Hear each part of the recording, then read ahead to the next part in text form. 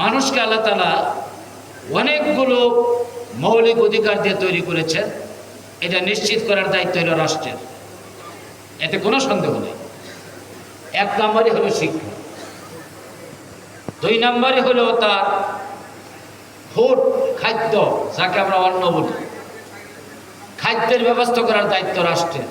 প্রত্যেকটা নাগরিককে তার খাদ্য সরবরাহ করতে হবে, কেউ না খেয়ে থাকতে পারবে না, এটা রাষ্ট্রের দায়িত্ব।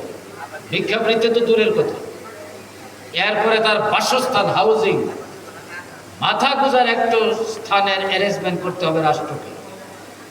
সাবেক স্বৈরাচার কতগুলো বাড়িঘরের দৃশ্য দেখাই বলেন, লাল নীল সবুজ কালারের বাড়ি তৈরি করে তিনি মানবতার কল্যাণ করে ফেলছেন। একটু বাতাস আসলে বাড়িগুলো উল্টে পড়ে যাচ্ছে। ইসলামিক গভর্নমেন্ট যদি হয়, বাংলাদেশের প্রত্যেকটি নাগরিকের যাদের জায়গা নেই তাদের জায়গা নিশ্চিত করা এবং বাড়ি করার দায়িত্ব থাকবে রাষ্ট্রের। আপনারা আমাদের এই শিক্ষা, এই আদর্শ থেকে আমরা বঞ্চিত হওয়ার কারণে আমরা জানি না। আমাদেরকে ইসলামী মূল্যবোধকে বিতর্কিত করার এমন এমন অদ্ভুত কতগুলো বক্তব্য নিয়ে আসা হয় যার সাথে ইসলামের কোনো সম্পর্ক নেই। কয় ওনার আকিদা খারাপ। এখন আকিদা কি? হোয়াট ইজ আকিদা?